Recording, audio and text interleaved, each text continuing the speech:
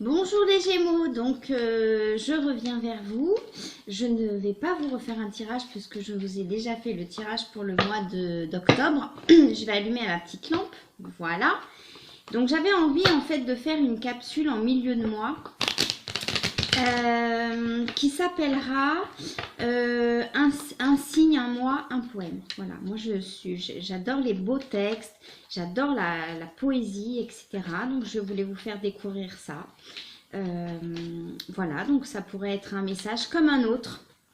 Certaines personnes, certaines collègues utilisent les runes, les gris-gris, etc. Et moi, il m'arrive de temps en temps d'utiliser les textes, les poèmes dans mes tirages. Voilà, ça m'arrive de temps en temps. Donc, je voulais vous faire découvrir ça. Allez, on va commencer pour les Gémeaux. Ok, alors on y va.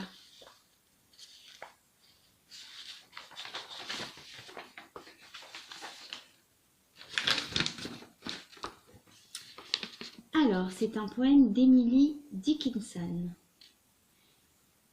Je mesure chaque chagrin que je rencontre avec des yeux analytiques. Je me demande s'il pèse autant que le mien ou s'il est de taille plus légère. Je me demande si on l'a porté longtemps ou s'il ne faisait que commencer. Je ne pourrais dire la date du mien, c'est une peine si vieille. Je me demande si cela fait mal de vivre et si l'on doit essayer. Et si, au cas où l'on pourrait choisir, on n'aimerait pas mieux mourir.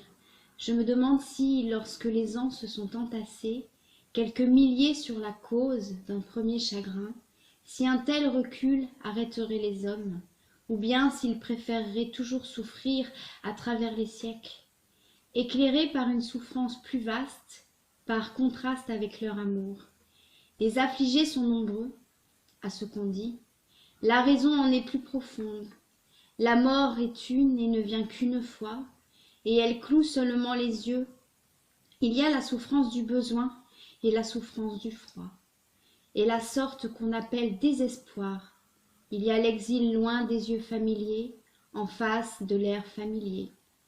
Bien que je n'en puisse deviner l'espèce exactement, pourtant ce m'est une consolation déchirante que cela m'apporte. Lorsque je passe près du calvaire, de noter les sortes de croix de ceux qui se trouvent seuls, toujours attirés par l'idée que certaines croix ressemblent à la mienne.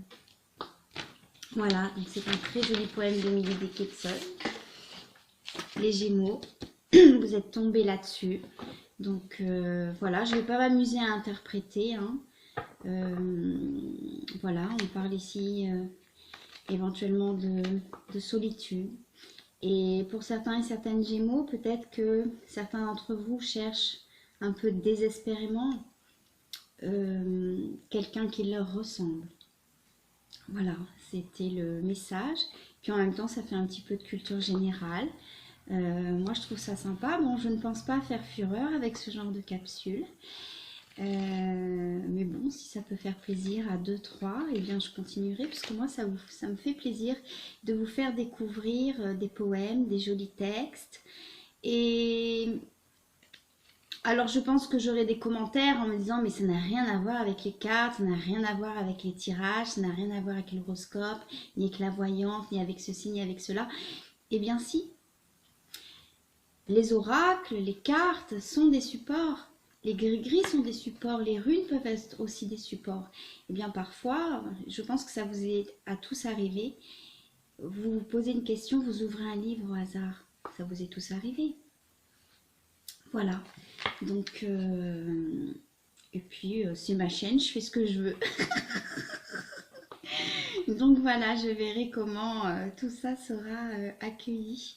Donc bon, là c'est pour présenter un peu la capsule, mais sinon je me contenterai de lire un poème tous les mois en fait, que je choisirai pas au hasard, hein, puisque je me sers de mon jeu de 52, qui me donne un chiffre et moi je vois par rapport au chiffre le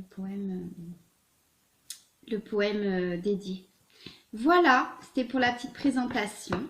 Eh bien, écoutez, je vous embrasse très fort, les Gémeaux. J'espère que vous allez bien en ce milieu de mois.